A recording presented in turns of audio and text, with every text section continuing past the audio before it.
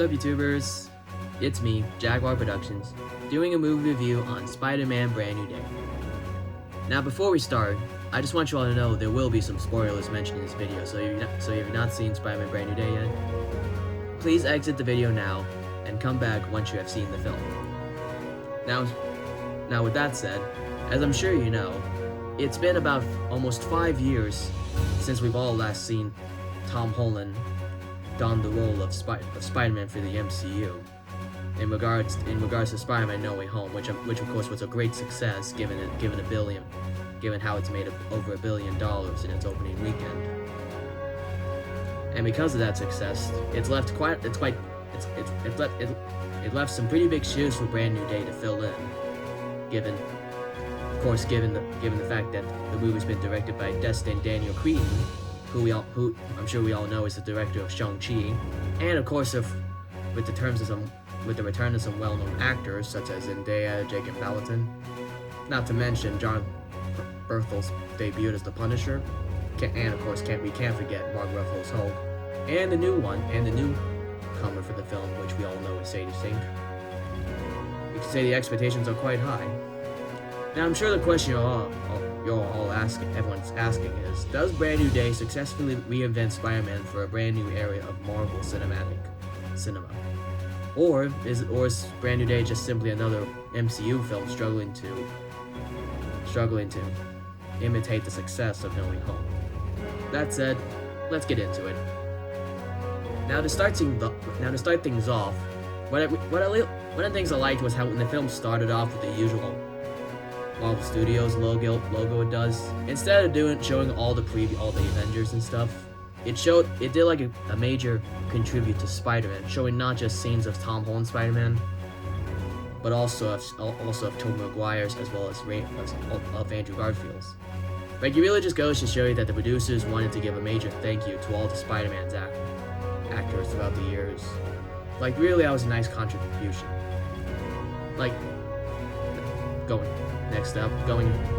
going into the story, what I like about the story for this film was how it really just starts off right where the ending of No Way Home took off. In the story, you've got Spider-Man who's left with nothing after the events of No Way Home. How no one remembers him. He has no Avengers, no Stark technology, no friends, no girlfriend, just himself. And of course his new digital friend Evie, who he invented himself. And you can really tell you can obviously tell from the start he's really struggling to survive as a young adult while also trying to maintain his responsibility as Spider-Man to protect New York. Like, you can really just feel how grounded the levels are for this film, instead of being another multiversal spectacle like a previous film. I really gotta give credit over to Daniel Cretton's focus towards Peter's loneliness, which is responsibility and maturity, instead of bringing in endless cameos, which was a nice change of pace, I'll say, to Destin. Really good stuff right there. Like, really, you can really just see it. Like, not to mention, he also included a montage with a bunch of cool villain appearances such as Tombstone, Scorpion, Tarantula, and Captain Boomerang. Like, that was a nice touch right there. Like, really good stuff. And that's like one of the strongest points of this film would be Tom Holland's performance as Peter Parker and Spider-Man. Why am I saying that? It's the same thing. Like you can really just tell just how much he has grown from his previous films, from Homecoming and Far From Home and No Way Home. Like, he went from being an awkward teenager relying on mentors to a Peter Parker who was just exhausted, broke, isolated, making hard decisions every day. Like, really, he's like how he really just carries emotional weight of every scene he's in, which is something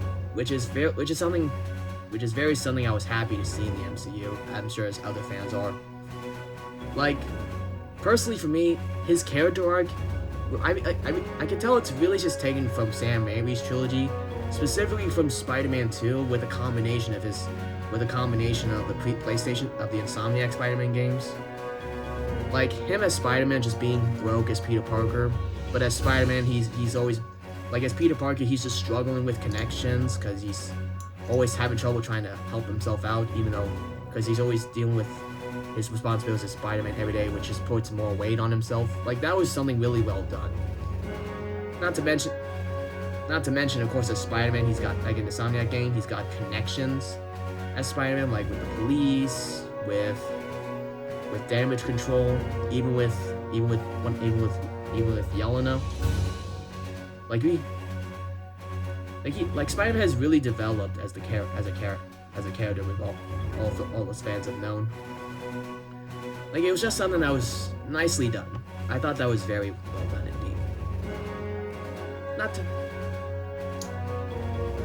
to mention going into the roles of Zendaya and Jacob Batalon. Like, compared to the previous films, Zendaya's role as Zendaya is pretty shorter, but every scene she's in really just carries such significance in terms of emotion. Because you know how she doesn't remember anything from the past few films, unlike Peter, because of course of Doctor Strange's spell. Like, you could really feel the heartbreaking in their dynamic with each other. Not to mention with Jacob's return as Ned, which also how the scenes with him kind of just reminds everyone of the consequences of Doctor Strange's mind erase spell. Like, it's interesting that what's really emotional is that neither Zendaya or Jacob dominate their story as their characters, but they both remind Peter and the audience of what he has sacrificed in order to save them. Which adds a lot emotional to the scenes, I think, which was also well done, I'll say. Now going into John Berthel's debut as the Punisher, that was like, he stole every scene he had in this film. I was very, like other fans, I was very excited to see him in the MCU. Well, especially since it's PG-13 and Punisher is very well known for his rated mature, like, characteristics. Like his brute, like him, every scene he's in with Peter, you can tell, those two really have quite the dynamic duo with each other, because given their ideologies. Because you know how his brutal methods always tends to clash very well with Peter's belief how every life is worth saving, which is the complete opposite of Frank Castle's beliefs and killing when needed to. Like really their ideologies, like they both share such opposite ideologies to each other, which what makes their dynamic duo so interesting. Not to mention the conversations we have, some good strong moments between them. Like, that was nicely well done too. I definitely hope to see more of that in the future, especially like with Daredevil and all. Now talking about Mark Ruffalo's Hulk role as the Hulk. Yeah, his supporting role was quite smaller than I expected, but I think it serves pretty well, considering how like Peter goes to him for guidance regarding his changes, how his body's been changing due to his arachnid DNA inside him. Like, it's not like a big guidance like with Stark or with Doctor Strange or anyone else, but it really adds. Well, it's really kind of nice. It's some interesting stuff well written. Like, especially how people online been saying how Hulk may be one of the few people who remembered Peter Parker. Like, I don't think that was the case with this film, but at the same time, the moments they shared were pretty nicely well done. It's very, I could tell it was very subtle and heartfelt, you know. Hulk was really just being this very caring person. And not to mention later on in the film, like how when Sadie Sink, when him and Carter on Bruce Banner's arm broke off, he became the Raging Hulk again. That was very nice. I heard online how a lot of people were really glad that happened, because, you know, Hulk was very underused during his previous years, because, you know, he's always known for being the rageful Hulk. Everyone loves him, and I like him for that too. So really seeing him being the rageful smashing Hulk again was nicely well done indeed. Nicely done, Destin. Now going into Sadie Sink, whenever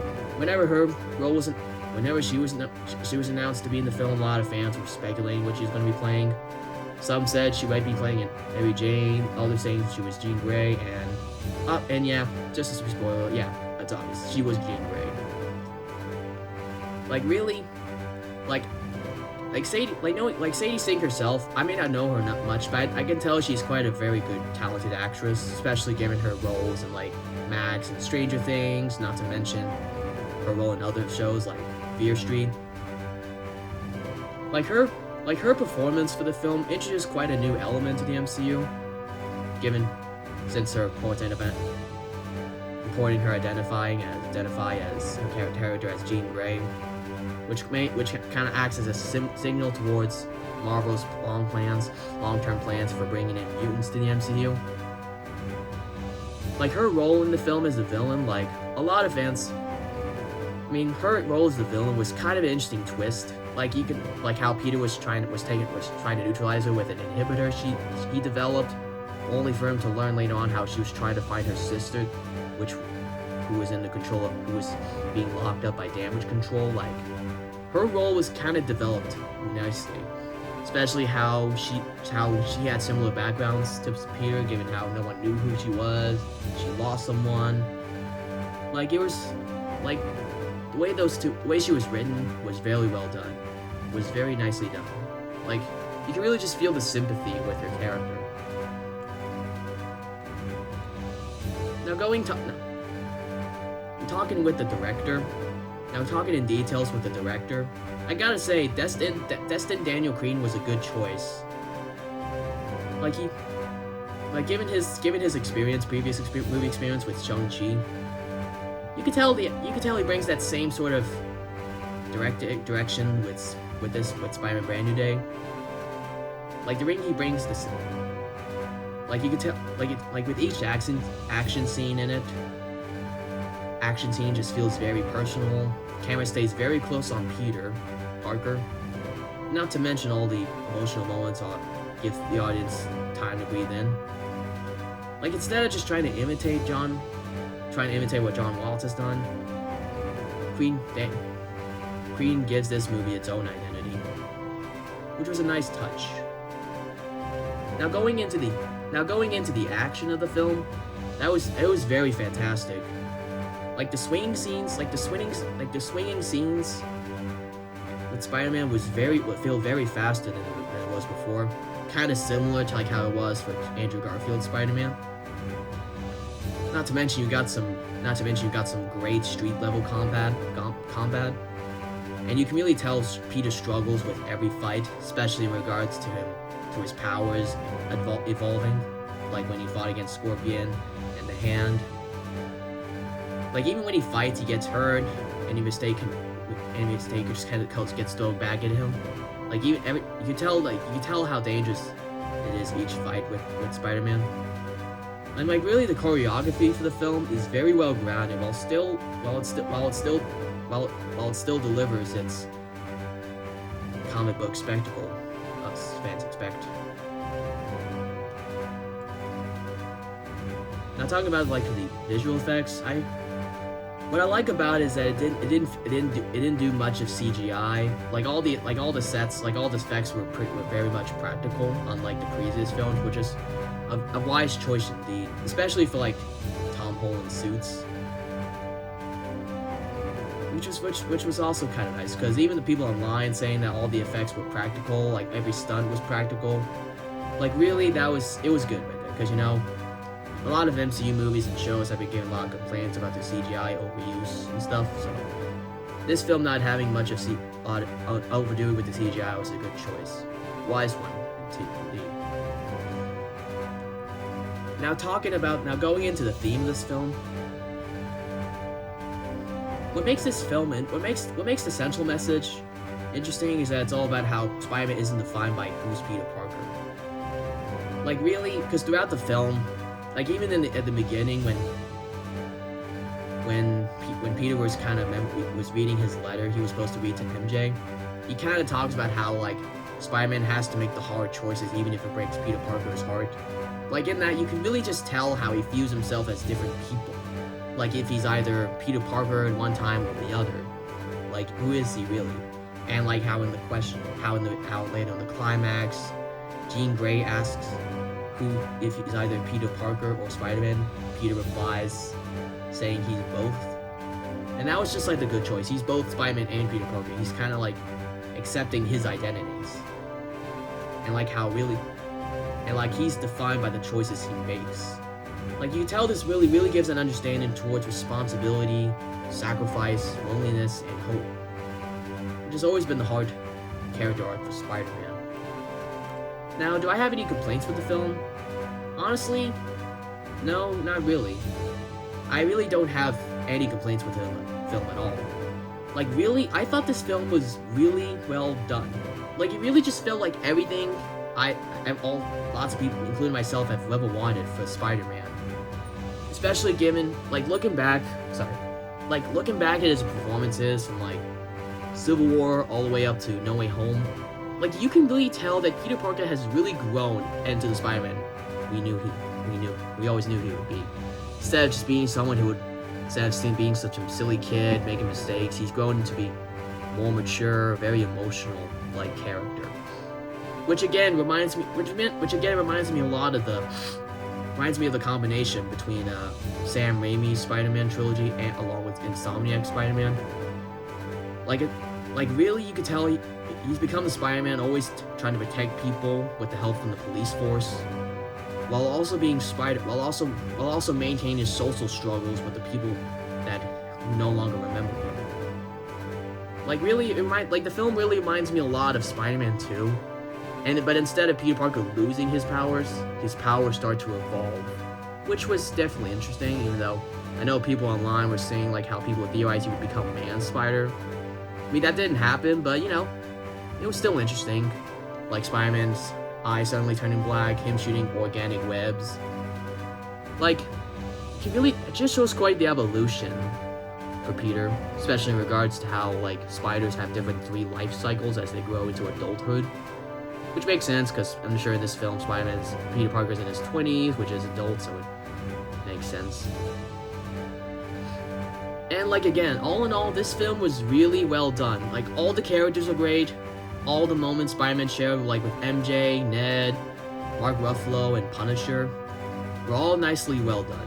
And of course, not to mention, of course, with yelling at dude, that was also nicely well done. Like personally, I feel like this film is great. Is it one of the best films of this year I've seen so far? Yes, it is.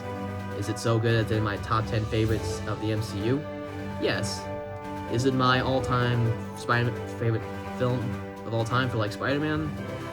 Well, I mean, I'd say it's definitely a top 3 along, which is basically just like Spider-Man Brand New Day, Spider-Man Into the Spider-Verse, and Spider-Man with the Green Goblin. Like, it's definitely in my top 3. Like, all in all, this film was definitely well done, and I highly recommend you go see it if you haven't already. So, I'm going into my score. My score for Spider-Man Brand New Day is a 10 out of 10. Nicely well done, best Spider-Man film of all time, you know? And even if this film doesn't get a sequel, I think it was nicely well done. Like, really, the film was definitely well made. So, it was definitely one of the best. And I hope you enjoy it too. And I hope you enjoyed this review as well, so please, don't forget to like, comment, subscribe for more videos by Jaguar Productions. And check out my other videos I released in the past few weeks, such as Avatar, Last Airbender, The Odyssey, and many others.